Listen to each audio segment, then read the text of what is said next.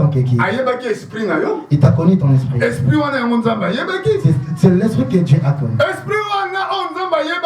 L'esprit que Dieu a connu. Il a formé le corps dans le sang de ta maman. Quand il a formé le corps dans le sang de ta maman. Et toi tu es né dans la ventre de ta maman. Ni tata ni maman, il n'y a personne qui peut fabriquer l'esprit. L'esprit c'est le Dieu qui le fait. Le Dieu qui le met. Et qui te connaît.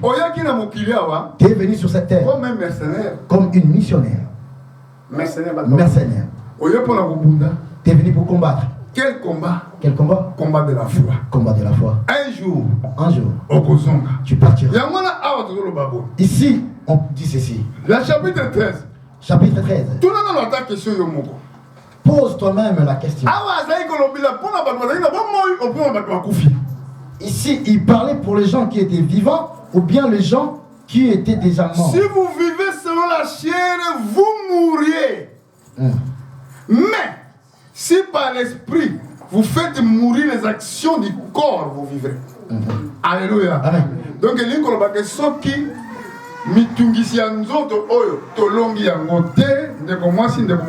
frères et sœurs, si nous ne vaincrons pas les désirs de la chair,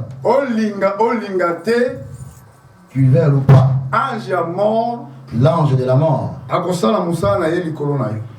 il fera son travail en il y a un ange qu'on appelle l'ange de la mort. C'est lui qui vient chercher l'homme. Quand il viendra, il vient dans ta maison.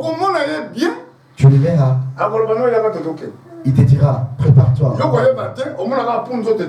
Toi, tu ne comprendras pas. Tu verras que dans ton corps, tu es resté. Et tu pars avec lui. Quand tu pars avec lui, il te dira, regarde ton chemin. Frères et sœurs, quel gain que tu as de gagner le monde, de fêtes, de leurs choses bizarres, et à la fin tu perds ta vie. Parce que ces jours-là, il n'y aura pas maman, ni papa, il n'y aura pas ni tata, il n'y aura pas mamie, il n'y aura aucun frère. Le frère c'est sur la terre.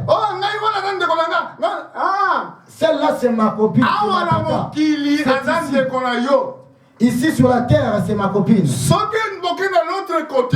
L'autre côté, il sera ton frère ou ta sœur si tu as marché avec.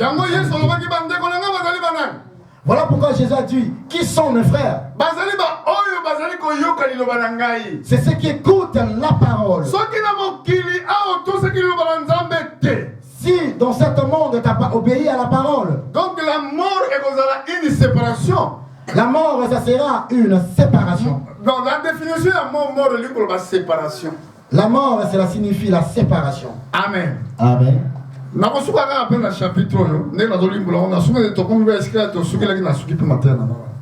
va arrêter là parce que bientôt c'est déjà l'heure. Je vais arrêter ici.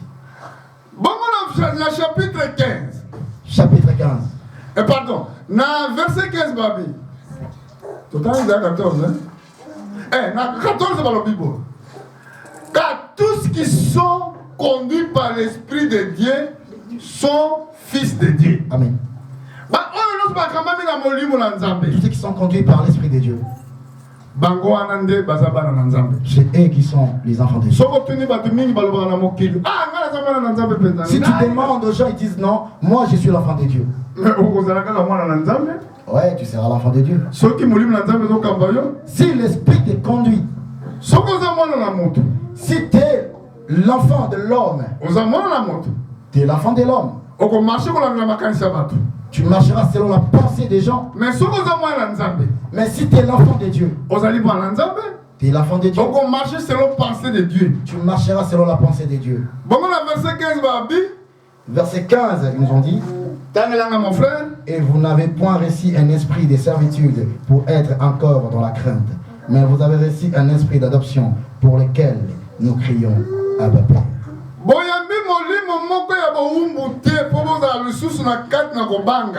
Vous n'avez pas reçu un esprit de servitude pour être toujours dans la crainte. Mais vous avez conduit mon livre adoption. Mais vous avez reçu un esprit d'adoption. Adoption, ça veut dire quoi? Il y a des gens qui adoptent les enfants. Nous sommes nés les enfants des hommes. L'amour de Dieu dans la croix, il nous a adoptés.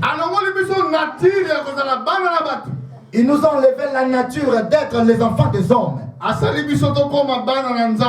Il nous a fait de devenir l'enfant de Dieu. Et l'apôtre Paul le dit. Nous avons reçu l'esprit d'adoption. Qui crie Abba Père. C'est l'esprit qui rend témoignage à notre esprit que nous sommes. Ce n'est pas ton témoignage. Il ne faut pas chercher que les gens témoignent pour toi. Ben, les gens peuvent dire, mais il était bien. Hein. Vraiment. Ben, tu l'as vu, non? Ah ben non. Tel que tu les vois là, il est parti au ciel. Ben, c'est les gens. Témoignage le témoignage que tu vas avoir. C'est le témoignage du ciel. Il faut que Jésus témoigne à ton esprit. Toi, Philippe, mon serviteur. Je t'ai choisi. Est-ce qu'on comprend? Est-ce que tu as compris? Garde ce témoignage. Même les gens veulent pas. Même les gens ne croient pas. Toi, il faut garder le témoignage de l'esprit en toi. Regarde la croix. Il y avait 3 personnes qui étaient condamnées. Le deux était de voleurs. C'était le Seigneur qui était juste au milieu. Sur la croix, il s'est passé quelque chose. Les gens qui étaient là, ils ne savaient pas qu'est-ce qui s'est passé là. Mais la scène. Et notre Dieu regarde la scène. Il y avait 3 personnes qui étaient condamnées. Le troisième, c'était le Seigneur. Alléluia. Amen. Et l'autre a dit ceci. Là, il ne voit pas la douleur. Quelle audace que ces gars, il avait. Quel type de méchanceté. Oui. Alléluia. Amen. Attends, si tu es l'enfant de Dieu. Lui, il parle avec le Seigneur. Si tu es l'enfant de Dieu. Pourquoi tu ne peux pas te sauver? Et après tu me sauves.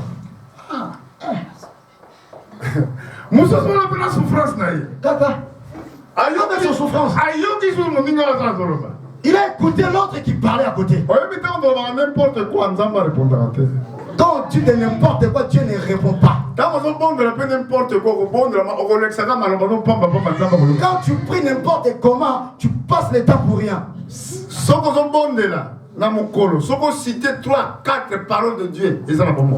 Quand tu pries avec Dieu, tu cites 3 paroles, il est en vie. Parce que Dieu exauce que sa volonté. Il a dit ceci. Toi tu crains pas l'Éternel.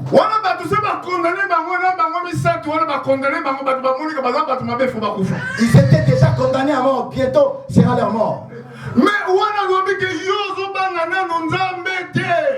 L'autre brigand a dit à son frère, toi tu crains pas Dieu. Toi et moi, nous méritons ça. Ça, c'était quelque chose d'important. C'était important. De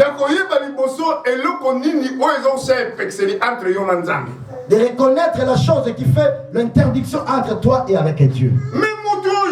Mais cet homme a mérité. Il n'a rien mérité. Il s'est tourné, il a regardé le Seigneur. Seigneur, souviens-toi de moi. Quand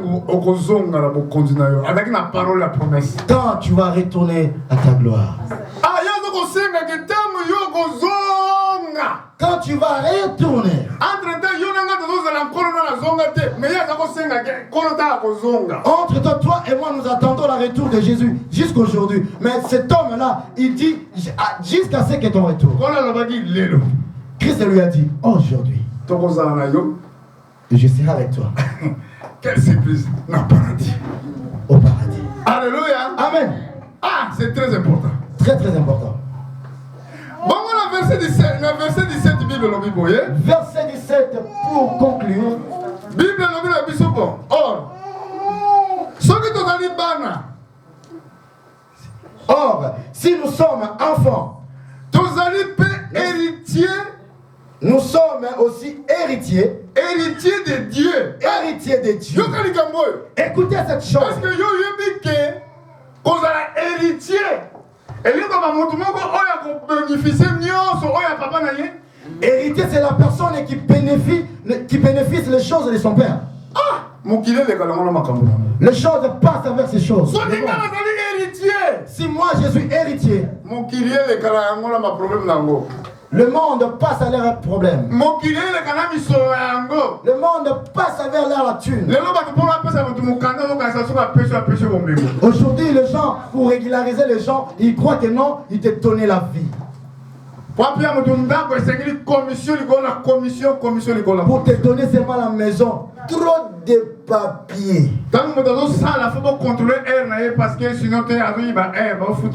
Si la personne ne travaille, il faut bien le regarder. Sinon, il va dépasser. On le paye pour rien.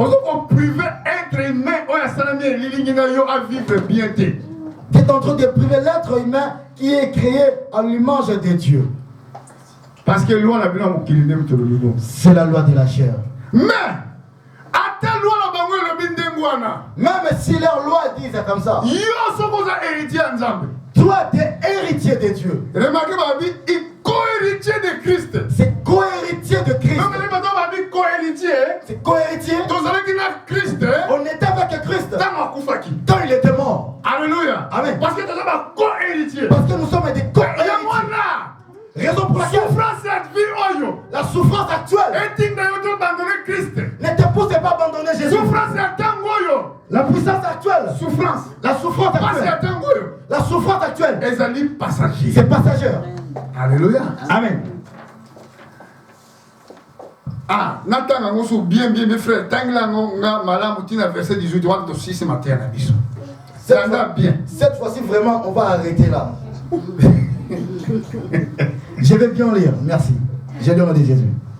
Or, si nous sommes enfants, nous sommes aussi héritiers, héritiers de Dieu et co-héritiers du Christ. Si toutefois nous souffrons avec lui, afin d'être glorifiés avec lui, j'estime que la souffrance du temps présent ne saurait être comparée à la gloire à venir qui sera révélée pour nous. Alléluia. Amen. Et c'est la gloire. C'est la gloire qui va venir. Nous sommes héritiers. Nous sommes des co-héritiers. Héritiers de Dieu. Nous sommes des héritiers de Dieu. Co-héritiers du Christ. Parce que c'est deux choses. C'est deux choses différentes. Héritier ensemble. L'héritier de Dieu. Donc on bénéficie mieux ensemble. Tu vas bénéficier de tout ce qui est de Dieu. Co-héritier de Christ. Co-héritier de Christ. On était avec Christ. Au calvaire. On était en lui. Voilà pourquoi. Si nous sommes des co-héritiers de Christ, souffrance est à temps présent. La souffrance est de temps présent. Ne serait pas comparable, ne serait pas nous séparer à la gloire à venir. Frères et sœurs, si tu comprends ces choses, même tu n'as rien à manger. Mercredi, tu prends ta Bible sous les ailes. Je vais aller écouter Dieu. Parce que je suis co-héritier de Christ. Parce que souffrance parce que les souffrances il a subi. C'est pareil aussi que moi. C'est ça qui me donne la gloire. D'être héritier de Dieu. Toi tu es héritier dans ce monde. Tout passera. Alléluia. Amen. Que Dieu vous bénisse. Mettez-vous debout, on acclame le Seigneur plus fort. Vous êtes fatigué, ça se voit déjà. Oh là là. Alléluia. Mettez-vous debout au nom de Jésus.